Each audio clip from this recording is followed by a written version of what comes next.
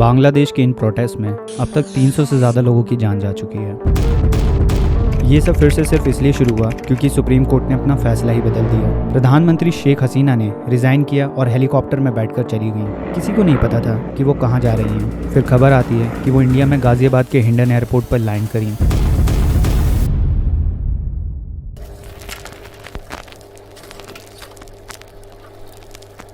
ये जो आज आप इतने प्रोटेस्ट देख रहे हो, इसका रीज़न है बांग्लादेश का कोटा सिस्टम। बांग्लादेश का कोटा सिस्टम 1972 में इंट्रोड्यूस किया था, जब बांग्लादेश को वेस्ट पाकिस्तान से आज़ादी मिली थी। इस सिस्टम का मकसद था कि डिफरेंट डिसएडवांटेज ग्रुप को गवर्नमेंट जॉब्स और एजुकेशन में फेयर चांस मिले।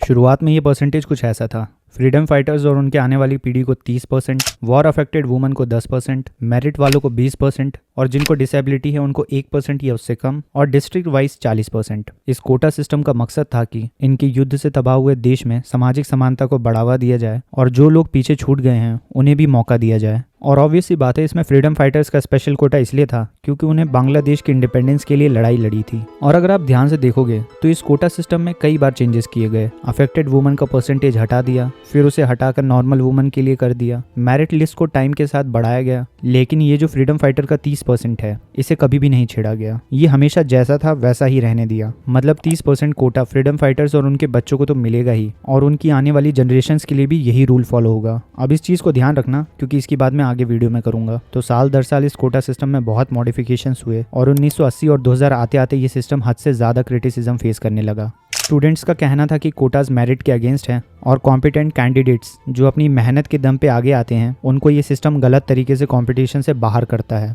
अब एक मज़ेदार चीज़ ये है कि रिपोर्ट्स के मुताबिक जो फ्रीडम फाइटर्स हैं उनका नंबर सिर्फ 2 लाख से 2.5 लाख के बीच है। तो लोगों का कहना है कि फ्रीडम फाइटर्स, जो कि बांग्लादेश की कुल आबादी का सिर्फ 0.12 से 0.15% है, उनके लिए 30% का कोटा रखना कहाँ की समझदारी है। और फ्रीडम फाइटर्स और उनके बच्चों के लिए 30% कोटा तो फिर भी चलो समझ आता है, लेकिन उनके बच्चों के बच्चों के लिए भी सेम चीज़, ऐसा क्यों? 2010 के बाद तो लोगों की असहमति इस सिस्टम से और ज़्यादा बढ़ गई, जब स्टूडेंट्स और जॉब एस्पिरेंट्स ने नोटिस किया कि कई सीट्स रिजर्व कैटेगरी में खाली रह जाती हैं और फिर भी जनरल कैंडिडेट्स को उनका फेयर शेयर नहीं मिलता। और यही डिससैटिस्फैक्शन बाद में फुल फ्लेज मूवमेंट में कन्वर्ट हो गया। फरवरी 2018 में ढाका यूनिवर्सिटी के कुछ स्टूडेंट्स ने कोटा सिस्टम के खिलाफ प्रोटेस्ट शुरू किए। उनकी प्राइमरी डिमांड थी कि कोटा सिस्टम को रिफॉर्म किया जाए और सीट्स को मेरिट बेसिस पर डिस्ट्रीब्यूट किया जाए। अप्रैल 2018 आते आते ये प्रोटेस्ट बहुत बड़े हो गए। ढाका में एक बड़ी रैली ऑर्गेनाइज हुई जिसमें 50,000 से ज्यादा स्टूडेंट्स ने पार्टिसिपेट किया। पुलिस और स्टूडेंट्स के बीच सीवियर क्लैशेस हुए, जहाँ पुलिस ने लाठी और टीयर गैस का इस्तेमाल किया। कई स्टूडेंट्स इंजर्ड हुए और कई अरेस्ट भी हुए। प्राइम मिनिस्टर शेख हसीना ने अप्रैल 2018 में ही अनाउंस किया कि गवर्नमेंट कोटा सिस्टम को अबॉलिश कर देगी, हटा देगी। ये स्टेटमेंट उन्होंने स्टूडेंट के इन प्रोटेस्ट को शांत करने के लिए दिया तो, लेकिन इस पर कोई एक्शन नहीं लिया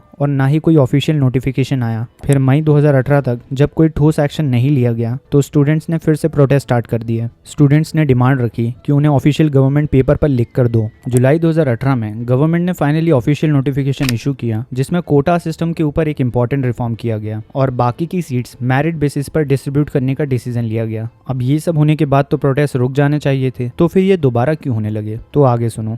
लेकिन स्टूडेंट्स का कहना था कि इन रिफॉर्म्स को प्रॉपर्ली इंप्लीमेंट ही नहीं किया गया और अलग अलग गवर्नमेंट डिपार्टमेंट्स और एजुकेशनल इंस्टीट्यूशंस में पुरानी प्रैक्टिसेस ही चल रही हैं। गवर्नमेंट रिक्रूटमेंट और एडमिशन प्रोसेस में ट्रांसपेरेंसी की भारी कमी थी और जगह जगह करप्शन के कारण लोगों की सरकार को लेकर नाराजगी बढ़ गई। स्टूडेंट्स का ये मानना था कि मेरिट बेस्ड सिलेक्शन प्रोसेस को फॉलो ही नहीं किया जा रहा है। इकोनॉमिक स्लोडाउन और बढ़ती अनएम्प्लॉयमेंट ने लोगों को और भी ज़्यादा मजबूर कर दिया। आज बांग्लादेश का यूथ भारी अनएम्प्लॉयमेंट से जूझ रहा है। बांग्लादेश में 4 करोड़ लोग बेरोजगार हैं। यूथ जो पहले से ही जॉब मार्केट में स्ट्रगल कर रहे थे, कोटा सिस्टम ने इनकी मुश्किलें और भी बढ़ा दी। ये भी चलो स्टूडेंट्स ने जैसे तैसे झेल लिया, लेकिन हालात तो तब बिगड़ने शुरू हुए जब सुप्रीम कोर्ट ने 2018 में जो फ्रीडम फाइटर्स के डिसेंडेंट वाला 30% कोटा हटाया था, उसे जून 2024 में फिर से इंट्रोड्यूस कर दिया। मतलब फिर से फ्रीडम फाइटर्स की आने वाली अगली सभी पीढ़ियां 30% कोटा की हकदार होंगी। इस फैसले का असर भी देखने को मिला और इस बार भारी प्रोटेस्ट हुए।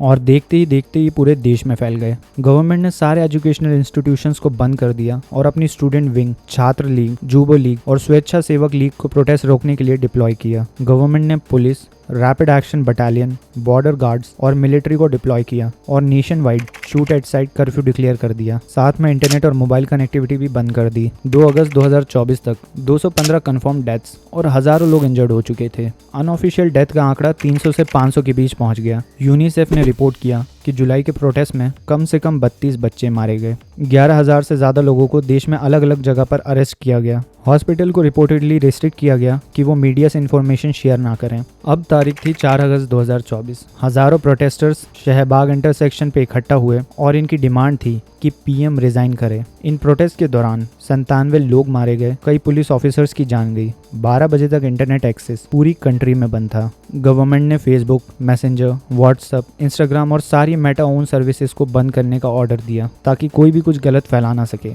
शाम 6 बजे से नेशन वाइड अनिश्चित समय के लिए कर्फ्यू लगा दिया। इस दौरान सारे कोर्ट्स को भी अनिश्चित समय के लिए बंद कर दिया। गवर्नमेंट ने 5 अगस्त से 8 अगस्त तक जनरल हॉलिडे डिक्लेयर कर दिया। इस वक्त तक देश में सारी चीजें ठप पड़ गईं, लेकिन स्टूडेंट्स ने पीएम के रेजिग्नेशन के डिमांड के लिए इस मूवमेंट को 6 अगस्त को ढाका मार्च में करने की इंटेंशन कंफर्म की और बाद में इसे 6 से बदलकर 5 अगस्त कर दिया गया। तो अब तारीख आती है 5 अगस्त 2024 और ये वो दिन था जो बांग्लादेश के इतिहास के पन्नों में लिखा जाएगा। स्टूडेंट्स के मूवमेंट ने कर्फ्यू को नज़रअंदाज किया और अपने मार्च प्लान्स को आगे बढ़ाने का डिसीजन लिया। डीएमपी कमिश्नर हबीबुर रहमान ने चेतावनी भी दी कि कर्फ्यू को तोड़ने वालों के खिलाफ सख्त एक्शन लिया जाएगा और स्टूडेंट्स ने इसे नज़रअंदाज कर दिया। पुलिस ने रोकने की कोशिश की, लेकिन जनता नहीं रुकी, वो आगे बढ़ती रही और इसमें लगभग 100 लोगों की जान चली गई। भीड़ को आता देख शेख हसीना को एक सेफ शेल्टर में ले जाया गया और आखिर में जाकर स्टूडेंट्स और बाकी सभी लोगों की डिमांड के चलते शेख हसीना ने अपने पीएम की पोजीशन से इस्तीफा दे ही दिया।